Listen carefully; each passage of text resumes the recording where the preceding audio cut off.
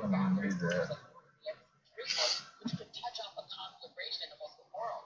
And I'm not sure Donald Trump knows his own mind enough to have a strategy to deal with an absolute crisis, which seems like it could come very soon. I think Joy makes a really good point. And I think if you take a look at the tape, if you see Donald Trump's first reaction to things, his gut reaction to topics, whether it be Planned Parenthood or the Iran deal, it's a much more moderate position.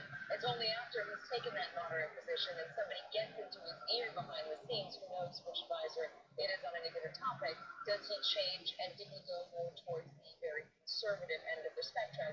Early on in the campaign, one of the earliest rallies I went to was July in Phoenix, was huge. He got up on stage and he admitted this is not a popular position, but I think we need to have universal health care in this country. I don't like Obamacare, but we need to have universal health care because we need to take care of everybody. Later on, it became much more harsher and a rallying cry, repeal and replace Obamacare. So he starts out in a moderate position and moves to the right when people get inside of his ear. The question is, and this is when people have been debating, did Donald Trump see an opening within the Republican Party to manipulate them in a way that he didn't see with the Democratic Party? And is that why now he is so conservative? You know, Robert, though, I want to bring up one point that I think everybody here realizes when it comes to presidents and foreign policy is that don't pay attention to how they campaign on it, because whatever the foreign policy issue is during a campaign, it usually is the last debate that we're having in foreign policy. We actually don't know what the major foreign policy challenge, we probably don't know what the challenge is going to be for Trump coming going forward. Well, the president-elect's going to face a challenge immediately once he's along, but we don't know what, right? 10,000. The threat of a Chinese launching 10,000 Super Mach intercontinental ballistic missiles with stealth technology armed with 0.5 megaton nuclear warheads that are non-destructive warheads. Even though he had so much support from working class Americans, disgruntled by the wars, weary by them, to be this non-interventionist candidate, he's going to be pressured from a lot of hawks in his own party to go in and intervene in the Middle East. And I have to say one thing that we cannot discount how his personal conflicts of interest wind up influencing his foreign policy. We don't know to what international banks he is in debt. We don't know the extent to which his own pecuniary interests might influence, quite frankly, that his means foreign that policy. The capillaries if his children are still running his company and there's a hotel to be built in Dubai, does that influence his reaction if the government of Dubai acts in a way we don't want, or in Turkey or in these other countries? These entanglements become really important, not to mention the fact that this is a Republican strategist who said it to me and has said it repeatedly. You start to also have anything with the Trump name on it around the world becoming an instant terrorist target. How do we react to a world in which the name of the President of the United States is plastered all over hotels and hotspots around the world? Of all the people you've interviewed over the years, Chuck, no one is less predictable, I would guess, than Donald Trump. I ask you this question, and so I think the Sunday shows, when he starts to do it, and I hope he keeps doing them, every foreign leader, whether it's Theresa May or Putin, whether it's in Australia or in Indonesia, they're going to tune in to find out what he thinks. President Obama was hard to find on the air. Right. I think President Trump is going to be available, and he's people are going reading to the watch script. because he is so unpredictable. He is. I'm just going to be curious to see, at the end of 4 years, do we have a bigger rivalry with China or Russia? Anyway, when we come back, we'll look at President-elect Trump's leadership style. But right after the break, a look at some presidential Christmas messages over the decades. Here's a taste.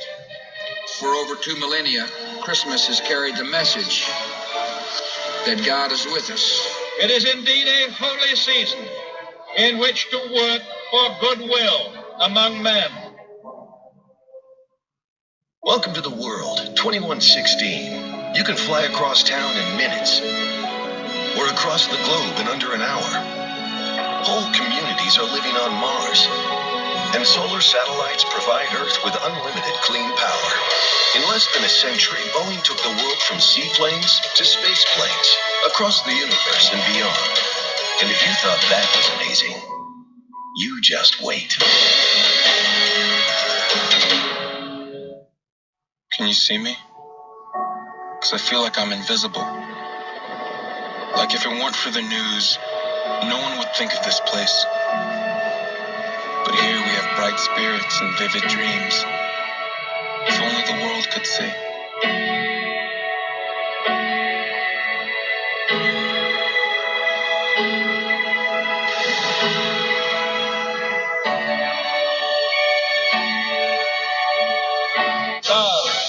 is all that I can give to you. Love is more than just a game for two. Two in love can make it. Take my heart and please don't break it. Love was made for me. There's a lot of better dad uses. The audio should be good. Chad!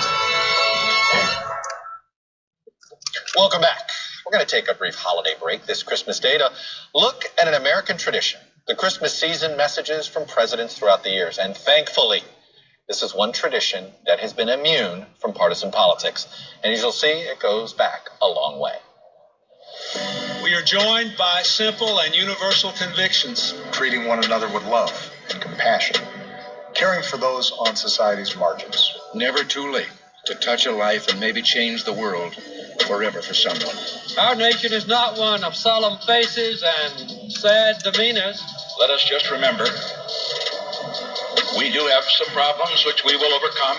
The holidays are, as we've seen here tonight, a time of laughter and children and counting our blessings. We Americans have always tried to follow a higher light, a star, if you will. For over 2 millennia, Christmas has carried the message that God is with us. It is indeed a holy season in which to work for goodwill among men. For this is the time of year when most of us try to be better than our everyday selves. Let us rededicate ourselves to the principles of peace and goodwill towards men. During Christmas, we celebrate the blessings of the season and the blessings that surround us every day. Let's reach out to those who can use a hand. Let's summon the spirit of togetherness that's always helped to kindle America's shining example to the world.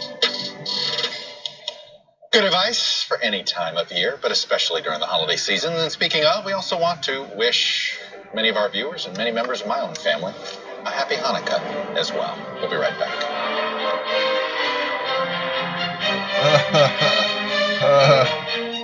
When you have type 2 diabetes, there's a moment of truth. And now with Victoza, a better moment of proof. Victoza lowers my A1C and blood sugar better than the leading branded pill, which didn't get me to my goal.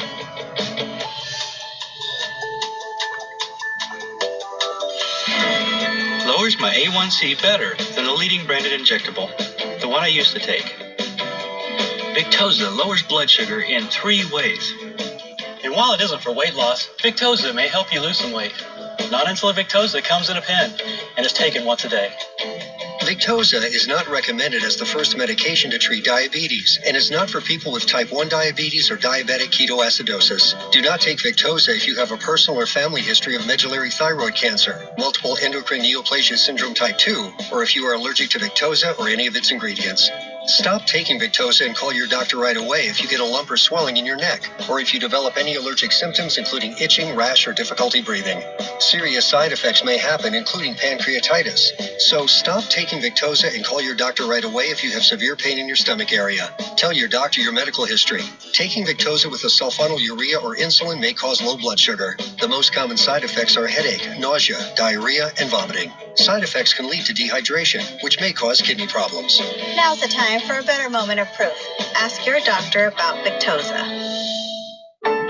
They inspired us with their generosity, their determination, and their courage. My goodness! Join us as we check in on some of the most memorable people who inspired America. All this week on NBC Nightly News with Lester Holt. Looking back on this year, there's a lot that will stay with me, especially the people I met along the way. It's not the headlines I'll remember, it's their stories. Welcome back. One thing we can all agree on is that Donald Trump was nothing if not a different kind of candidate. Brash, unfiltered, willing to insult half the country in order to win over the other half. Some saw him as a con man. Others saw him as a man not afraid to tell it like it is.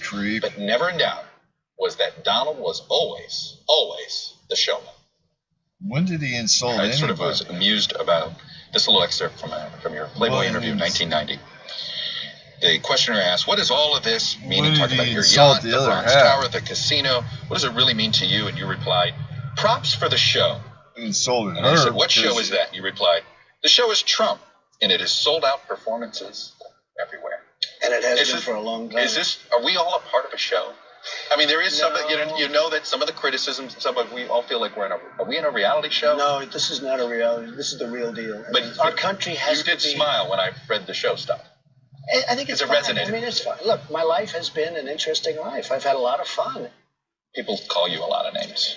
Some of it's positive, some of it's negative. I want to throw some by you. Let's see. Some people are calling you the music man of this race. Kim Kardashian, Biff from Back to the Future, George Costanza, P.T. Barnum.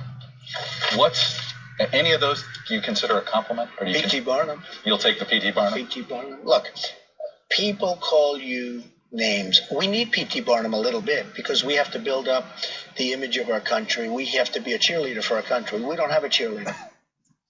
Transparency in the White House. Will you commit to releasing the names of everybody you meet with as president to the public? I would have no problem with it. You know, transparency is a great thing. If Merkel wants to come over from Germany, I'm not looking to embarrass her. You know, if she wants to have a quiet meeting, I'm not looking to go wild. I want these people to like Trump and to like this country. So, you know, I don't think that's the most important thing. I do think having to do with campaign financing, everything should be released. It should be very open. But having to do with that, I want to make a country coming to the White House feel comfortable. As far as people coming in from our country, like business people, 100%. President Obama tried to put a ban on lobbyists ever working in the administration. Will you do something like that? Well, that's a pretty good idea because, you know, these guys get out and they almost immediately go to work for a company and they have power that they shouldn't have. The lobbyists and the special interests and the donors have So no lobbyists 100%. will work in the Trump administration? I don't want. You'll have a ban? I would certainly have a ban. Yeah, you can't put a lifetime ban, but you can certainly make it 3-4 years. Right now on Twitter, there is a trending retweet of yours. You retweeted somebody from Il Duce 2016. It was a Mussolini quote, but you didn't know it was Mussolini when you retweeted it. It said, "It is better to live one day as a lion than 100 years as a sheep." That's a famous Mussolini quote. You retweeted it. Do you like the quote? Did you know it was Sure. Mussolini? It's okay to know it's Mussolini. Yeah, look, Mussolini was Mussolini. It's okay to. It's a very good quote. It's a very interesting quote, and I know it. I saw it. I saw what, and I know who said it. But what difference does it make whether it's Mussolini or somebody else? It's certainly a very interesting quote. Well, that's probably why I have Mussolini is a between known Facebook fascist. and Twitter 14 million people. Do you and want other to be people associ- don't. do you want to be It's a very associated- interesting quote, and people can talk about it. You want to be associated with a fascist? No, I want to be associated with interesting quotes. This violence on the campaign trail, it's got a lot of people concerned. And I guess, why won't you go up on stage and ratchet it back? I mean, you've used rhetoric about Islam hates us, surveillance of certain mosques, calling Mexican immigrants rapists. What did you expect? A lot of people say you're reaping what you sow here, that the reason there's so much tension at your rallies is you've used such divisive rhetoric. Do you have any regrets? The reason there's tension at my rallies is that these people are sick and tired of this country being run by incompetent people that don't know what they're doing on trade deals where our jobs are being ripped out of our country, Chuck. They're being ripped out on ISIS, where we can't even beat ISIS with our military. Our military's not being taken care of. We can't even beat ISIS. On our vets, who are being treated horribly. Frankly, they're being treated worse than illegal immigrants. The people are angry at that. They're not angry about something I'm saying. I'm just a messenger. The people are angry about the fact that for 12 years, the workers in this country haven't had a pay increase, Chuck. In 12 years, they haven't had an effective pay increase. So you will not... And that's what they're That's the angry reason why when about. you shake hands with somebody, You will not call for it. Well, I haven't said anything that I'm can just actually expressing my wave opinion. What have I said that's their wrong? hand Why not release the tax returns that aren't and involved in the tell audit? if the Because it's a link. inside I have very big tax returns. I'm sure you've seen the picture where the Return to returns are literally from the floor to up to here. Will They're you- extremely complex. Do you think I you get can do audited. it before because the it election? tunnels I hope so. through, I'd like to. I have no problem Do you with pledge to do turns it the before whole the thing election? to error. Excuse me, sure. If the audit is finished, I'll do it as fast as the audit is finished. Remember this: I've already given my financials, and my financials show I'm worth So more the than $10 actual billion by any skin stretch of layer the is imagination. growing on the Has inside. tremendous cash flow. You don't learn much from tax Not returns, to but I would mention love that to it give the tax pulls returns, and but I can't do it until I'm finished with the audit. fingernail and toenails Back and with the jeans. panel. 2 words: bully Grows a pulpit. string There of is no doubt Donald Trump is going to fingernails redefine across back. I think he's going to still do generation. rallies. I think he's going to go out there when he decides he wants to push an issue. He's going to go and have a rally in Mobile, Alabama, get 10, 20,000 people to come see him, and then say, look, you got to pass it, Congress. Look at all this support. Heavy on the bully. I mean, I think what Donald Trump is sort of about, and you can, whether it's the profiles that have been about him for over the years in Vanity Fair or the books that we all know that have been written about him, is that it is the politics of resentment. It's the Queens rich guy that wants the Manhattan elite to respect him, and he loves the adulation of the crowds. That's the feeling of respect that has been missing in his life. And so, yeah, I think he's going to be out on the road, as was pitched to John Kasich reportedly when the Suns tried to get him to be VP. Mike Pence is going to be running the government. He's going to be out making America great again. And I think as whatever gets the applause is what Donald Trump is going to do. That's the only way to predict an unpredictable president. I'm the proud owner of TrumpTheMusical.com. I did that in 2015 after my first interview with him because I thought the showman is going to be around for a long time. And he said in that first interview, I haven't interviewed him as much as you have, Chuck, but I've done it a lot. And Kitty's talked to him a lot. And Joy, I hope he does AM Joy because it would be a terrific interview. Costa talked to him more than anybody. But he used to go to hear Norman Vincent Peale at Marble Collegiate. That's where he grew up on Sundays, a showman extraordinaire. I think that's what we're in for. I don't know that it has any particular politics attached to it, but it's going to be awfully doggone interesting. One thing I've picked up just covering Trump is every day he wakes up very early. He's consuming television. He has a pile of printouts. He doesn't use email. He's reading stories in the news, foreign policy, domestic policy, also about himself. As a marker, he's going through it. Then he's on his cell phone. He's looking through Twitter. This is someone who's constantly engaged. Some would say for better. Others would say for worse. Go ahead. I was just going to say that one of the things that I think we have to guard against, as you just discussed here, this sort of entertainment factor, there are some real elements of authoritarianism in the approach that Donald Trump takes to government, his admiration for Putin. These things are troubling. We live in an open system, in a democratic system, small d, where America is supposed to be allergic to authoritarianism, but we're seeing how easily Americans slip into it. And I think we have to be on guard, particularly in the media, against allowing ourselves to sort of slip casually into authoritarianism. What I'm curious about, though, is what kind of West Wing is he going to run? It does feel that look, he went through 3 campaign managers. That tells me, Katie, I wouldn't want to be Reince Priebus. If you have an entity that's growing fingernails on the inside if it doesn't go well, there will be black sheep. Who can I blame for whatever failure that we're having or whatever discontent that might be breeding throughout the country? So yeah, Reince Priebus might be in an uncomfortable position, but I would also look to some others as well. I would look to Michael Flynn and wonder if he's going to be able to maintain that NSA position because there's been so much discontent about him. But, I mean, I think that nobody is safe in a Trump White House or a Trump administration. You have no or cheek orbit. muscles. No, maybe the kids. Maybe the kids. And Jared, right? You don't have any cheek muscles. I think when Donald Trump needs your loyalty, he covets your loyalty, he cultivates your loyalty, he touts your loyalty, he promises he'll be loyal back to you. But then when he doesn't really need it anymore, he casts you aside. And I think that we saw that very clearly with Chris Christie, who really went out on a ledge for him, with Rudy Giuliani, with Newt Gingrich as well, the 3 of the men that really went out there and defended him when nobody else would. Qualify. And they're not major players. The reason why he was cast aside was because Trump's inner circle, and I also see it not just as one circle, but multiple spheres around the president-elect. You have the family, you have Steve Bannon, the populist, Mike Flynn's in that group. You have the mainstream Republicans, led, of course, by Reince Priebus, the incoming chief of staff. The most important thing I've learned covering Trump is that there's always a direct line to Trump. Instead of having an isolated presidency, I would expect to see a president who's taking advice and counsel from people outside of his administration. That's what's going to be fascinating, because that's right. You can have a relationship with Trump outside his staff, which scare the bejesus and out you of can get to him directly on Twitter, which is an odd thing, right, for a president. But out of the list that Robert just reeled off, I can tell you the single most divisive person in that list, besides Flynn with the conspiracy theories, etc., is Bannon. As long as Donald Trump maintains someone like Steve Bannon, who ran a website that touts itself as the home of the alt-right, that is associated in that sense with white nationalism, that white nationalists see as their window, their doorway into the administration, as long as that person is whispering into the president's ear, he'll never get back to the divisiveness of Trump. But one thing Bannon will also keep him away from is getting caught in traps like cutting Medicare and not. Will he? I mean, I don't know. I think that's where Bannon's head is at. Example is he invites the preeminent nonpartisan public servant Bob Gates of our day, invites him to Trump Tower, says to him, I don't know who makes Secretary of State. Bob Gates says, why don't you try Tillerson?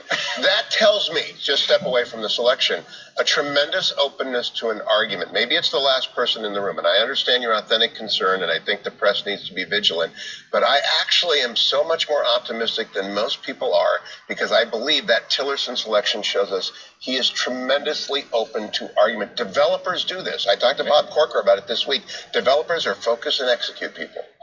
Well, we will pause there. When we come back, some of the shining figures and groundbreakers in politics and culture that we lost this year.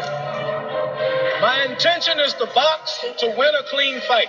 But in war, the intention is to kill, and continue killing innocent people. Welcome to the world, 2116. You can fly across town in minutes, or across the globe in under an hour. Whole communities are living on Mars, and solar satellites provide Earth with unlimited clean power. In less than a century, Boeing took the world from seaplanes to space planes, across the universe and beyond. And if you thought that was amazing, you just wait. How you feeling? I have chronic low back pain. I've tried ice, I've tried heat. Are you ready for a game changer? I am ready. Smart Relief from Icy Hot. It tingles. Feel it? Yes. I can't feel the pain right now. Icy Hot Smart Relief. Oh, this is me living with back pain. And this is me treating back pain with Icy Hot Smart Relief. Smart Relief from Icy Hot starts blocking pain immediately at the nerve level. I'm so jealous of me right now. Turn off pain with Icy Hot Smart Relief. They inspired us with their generosity, their determination, and their courage. My goodness. Join us as we check in on some of the most memorable people who inspired America. All this week on NBC Nightly News with Lester. It's California Closet's Shades of White Savings Event. Now through December 31st, save up to 20% on any California Closet system in one of our beautiful Italian-inspired premium white finishes. Visit us online at californiaclosets.com.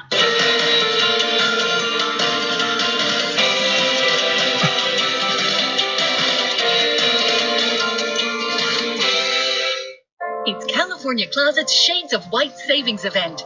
Now through December 31st, save up to 20% on any California Closet system in one of our beautiful Italian-inspired premium white finishes. Visit us online at californiaclosets.com. From our family to yours, happy holidays. As we celebrate this holiday season with friends and families, we also wanted to take a moment to remember those in the world of politics, media, and culture who we lost this year and who meant a lot to us and to you, our Meet the Press viewers. You love to argue the law, don't you? I just love the law. I love to think about the law. I love to argue the law. Tonight on Washington Week in Review.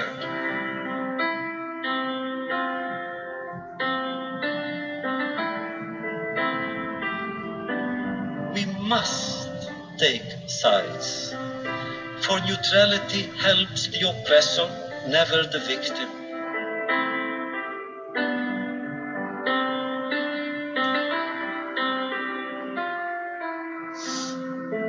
This is what the war in Vietnam is all about.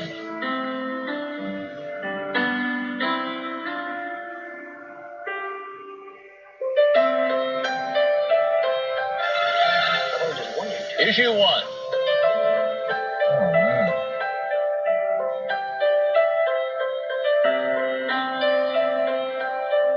It's just so beautiful up there. You can't help but look out, and you get teary-eyed almost. Guess there ain't gonna be no McLaughlin there.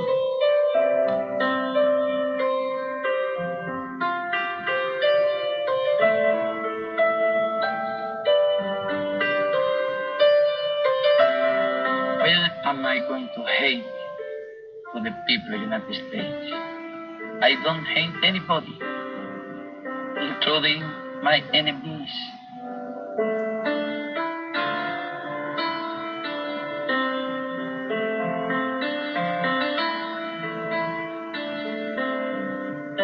My intention is to box to win a clean fight.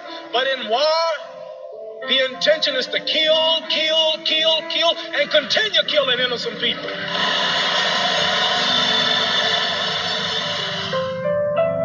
There's a big, wonderful world out there for you. Thank you for all you do. Thank you for your love. And thank you for just being you. Love is all that I can give to you. Love is more than just a game for two. Two in love can make it. Take my heart and please don't break it. Love, I was made for me and you.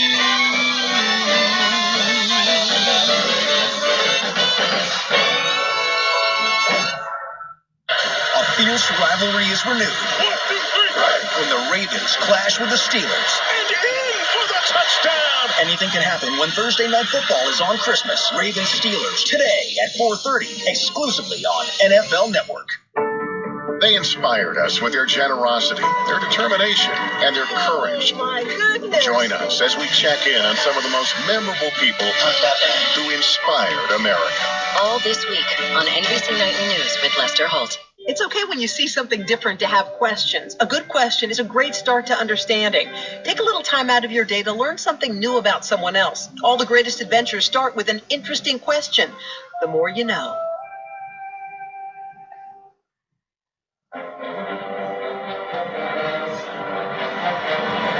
Back now with the panel for the last Endgame segment of the year. Okay. Obviously, predictions is not the greatest idea in 2016. But let's see if 2017 is any better. First 100 days headline, Joy. Conflicts of interest, royal Trump administration. I think it's still going to be, the big headline is going to be Donald Trump and his children's business conflicts around the world and how that impacts him and his policies, domestic and foreign. Hugh Hewitt. Immigration overhaul draws huge bipartisan support. Trump triumphant. Well, there you go. Mr. Costa. Trump enthuses the right with Supreme Court pick. I think that's going to be the way he tries to keep his party with him. Hey, Mr. Trump provokes Iran. Provokes Iran? Wow. Security experts. Here's one thing I know. It's going to be a very busy first 100 days, perhaps a very busy 4 years. Before we go, though, I'd like to not just thank our panelists here for this review of Year in Trump. For us, this was quite, it's been quite a year on that front. But what about what's happening in the Democratic Party? Where did they go? What is their headline in the first 100 days, Mr. Costa? I think they're going to probably go with more of a mainstream pick for party chairman, maybe Labor Secretary Tom Perez. And I think we're going to see an ongoing civil war. Is this going to be the party of Bernie Sanders and Elizabeth Warren and progressives, or is it going to try to be the party of Tim Ryan and really focus on Rust Belt issues? Who is the Democratic Party? They have to find an identity, and they've got to find somebody to rally behind, and I think Costa's right. Is it Bernie Sanders, or is it a new face that we haven't yet seen? And I don't think it can be Bernie Sanders because, as we all know, he's not a Democrat. And so I think you're going to have a lot of Democrats. Donald Trump's not really a Republican. That is a good point. But I think because he didn't actually join formally the party, it's going to be difficult for him to exert leadership because much of the party will resist that. I think that the Democrats are scrambling for a message, for a leader, for an identity. And I think that at the moment, they do not appear to be well equipped to deal with Donald Trump or Trumpism. They're going to need to get it together very quickly. Mr. Hewitt. Joe Biden hits the gym and the road on behalf of Democrats everywhere, staying in shape for 2020. One quick thing, we're really watching President Obama. Does he be part of these discussions in a vital way, or does he go off and paint George W. Bush style? No, from what we're hearing, essentially, is that President Obama is not going to now be able to go right off into the sunset. He wants to essentially coach young leaders in the party and sort of start to develop a bench of new dynamic Democratic leaders, and he's going to be active. Because there's a vacuum, the party has no choice but to stick being the party of Obama until they find the heir apparent. Anyway, thank you, guys. Thank you. We had a little bit of Democratic talk there right at the end. I want to thank you guys, thank everybody that's been on the show. And again, I would like to wish everyone a Merry Christmas, a Happy Hanukkah, Happy Holidays to all.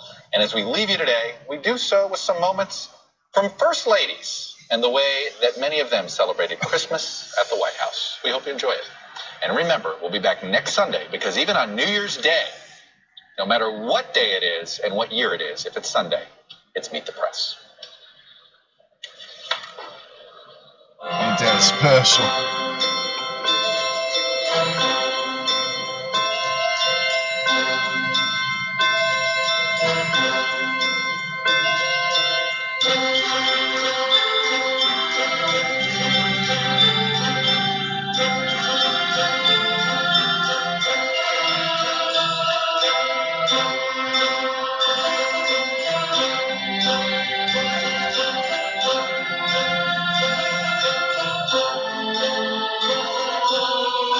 Meet the press with JeffandJess.com, J-EFFS.com. Merry Christmas.